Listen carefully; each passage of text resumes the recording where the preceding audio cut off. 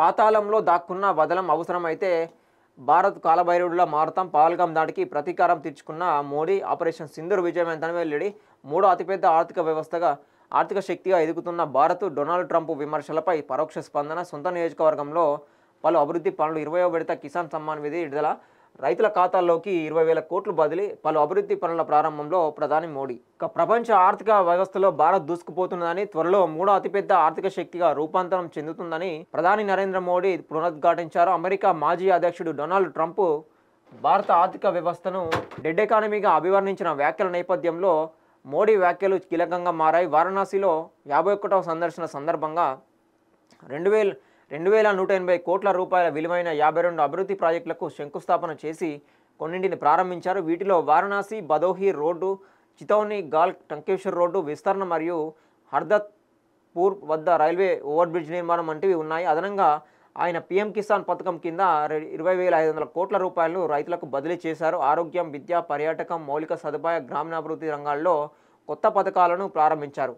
అనంతరం ఏర్పాటు చేసిన భారీ సభలో ప్రధాని మోడీ మాట్లాడుతూ ప్రపంచంలో రాజకీయ ఆర్థికంగా విస్తృత మార్పుల నేపథ్యంలో దేశీయ ఉత్పత్తులపై ఆధారపడే స్వావలంబన ఉద్యమానికి దేశ ప్రజలంతా మద్దతు ఇవ్వాలన్నారు. ప్రతి భారతీయుడు స్వదేశీను ఆదరించాలి. విదేశీ దురాశాల నేపథ్యంలో దేశ భవిష్యత్తును మన చేతుల్లోనే నిర్మించుకోవాలి అని మోడీ పిలుపునిచ్చారు. ఇది దేశ సేవకు ఒక నిజమైన నివాళిగా ఉంటుందని, మహాత్మా గాంధీకి సమర్పణగా ఉంటుందని పేర్కొన్నారు. ప్రపంచం అస్థిరత వాతావరణంలో ఉన్నప్పుడు మనం కూడా స్వదేశీ వస్తువులను మాత్రమే విక్రయించాలి. ప్రతి క్షణం మన స్వదేశీ వస్తువులను మాత్రమే కొనుగోలు చేయాలి అని ఆయన అన్నారు. భారతదేశం ప్రపంచంలో మూడో అతిపెద్ద ఆర్థిక వ్యవస్థగా ఎదగడానికి సిద్ధంగా ఉందని, అందుకే దేశం తన ఆర్థిక ప్రయోజనాల పట్ల అప్రమత్తంగా ఉండాలని మోడీ అన్నారు.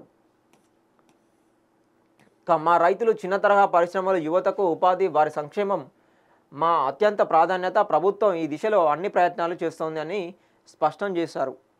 సో ట్రంప్ విమర్శలపై కూడా నిన్న పరోక్షంగా స్పందించడం జరిగింది. ఏదైతే సుంకాలు ఉన్నాయో భారత్ పైన విధిస్తున్న 25% సుంకాలు, దాని మీద పరోక్షంగా వ్యాఖ్యలు చేయడం జరిగింది.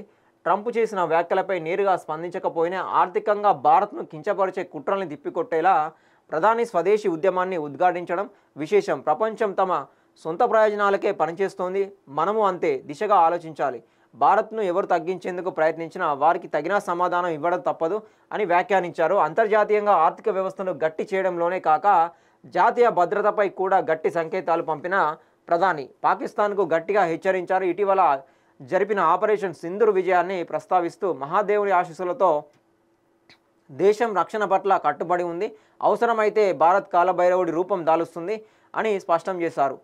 ఆపరేషన్ విజయాన్ని ప్రతిపక్షాలు జీర్ణించుకోలేకపోతున్నాయని ఆయన మండిపడ్డారు. భారత సైన్యం చూపిన ధైర్య సాహసాలకు ప్రశ్నలు వేయడం అమరవీరుల పట్ల అవమానకరమని విమర్శించారు. బ్రహ్మోస్ వంటి మేడ్ ఇన్ ఇండియా ఆయుధాలు దేశానికి రక్షణ కవచంగా నిలుస్తున్నాయని తెలిపారు. ఇక ట్రంప్ ఏదైతే సుంకాల మీద, భారత్ ట్యాక్స్ల మీద అయితే పెంచడం జరిగిందో అటు అన్ని దేశాలకు కూడా పెంచడం జరిగింది, పాకిస్తాన్కి మాత్రము తగ్గించడం జరిగింది. దానికి సంబంధించి నిన్న డైరెక్ట్గా విమర్శలు చేయకుండా కూడా ఆ టాపిక్ తీసి ఇండైరెక్ట్గా మన వస్తువులనే వాడాలి, మన వస్తువులు మనం వాడుకుంటే మన దేశ ఆర్థిక వ్యవస్థ ఎక్కువ పెరుగుతుందని చెప్పేసి ప్రస్తావించడం జరిగింది. అట్లా ట్రంప్కి ఇండైరెక్ట్గా వార్నింగ్ ఇచ్చినట్టుగా కూడా తెలుస్తూ ఉన్నది. అట్లా ఇంకొకటి పాకిస్తాన్ మీద జరిపిన ఆపరేషన్ సింధూర్ ఏదైతే ఉన్నదో పాకిస్తాన్కి కూడా మరోసారి అమెరికా అటు ట్యాక్స్ తగ్గియడము ఆ పాకిస్తాన్కి, అదేవిధంగా ఇప్పుడు వాళ్ళకి సపోర్ట్ చేస్తున్నట్టుగా అమెరికా వ్యవహరించినా కూడా పాకిస్తాన్ సంబంధించి ఆపరేషన్ సింధూర్ ఏదైతే ఉన్నదో ఆపరేషన్ సింధూర్ సంబంధించి కూడా విజయవంతంగా చేసినాము మరోసారి గుర్తు చేస్తూ నిన్న ప్రస్తావించడం జరిగింది. దేశ భద్రత పట్ల కూడా కఠినంగా వ్యవహరిస్తాము, అదేవిధంగా జవాన్లు ఎవరైతే ఉన్నారో వాళ్ళని తక్కువ చేసి చూస్తే మాత్రం వాళ్ళ మీద కూడా కఠినంగా శిక్ష తీసుకుంటామని చెప్పేసి కూడా చెప్పడం జరిగింది. అదేవిధంగా బ్రహ్మోస్ గురించి కూడా ప్రస్తావించడం జరిగింది. మన మేడ్ ఇన్ ఇండియా బ్రహ్మోస్ చేస్తున్న అద్భుతం అని చెప్పేసి కూడా చెప్పుకుంటూ రావడం జరిగింది. ఇక రైతుల ఖాతాల్లో 20,000 కోట్లు బదిలీ చేశారు. ప్రధాని నరేంద్ర మోదీ వారణాసి నుంచి పీఎం కిసాన్ సమ్మాన్ నిధి యోజన 20వ విడత మొత్తాన్ని విడుదల చేశారు. సేవాపూర్లోని బనౌలిలో జరిగిన కార్యక్రమంలో ఈ విడతను అధికారికంగా విడుదల చేశారు. ఈసారి దేశవ్యాప్తంగా 9.7 కోట్ల మంది రైతుల బ్యాంకు ఖాతాల్లోకి నేరుగా 20,000 కోట్లు బదిలీ అయ్యాయి. ఈ పథకం ద్వారా రైతులకు ఏడాది 3 విడతల్లో 6,000 ఆర్థిక సాయం అందుతుంది. అంటే ఒక్కో విడతలో 2,000 చొప్పున నేరుగా వారి బ్యాంక్ ఖాతాలోకి జమ అవుతాయి. అంతకుముందు జూన్ 18 2024 ప్రధానమంత్రి మోడీ నుంచి 9.26 కోట్ల మంది రైతుల ఖాతాలకు సమ్మాన్ నిధిని రిలీజ్ చేశారు.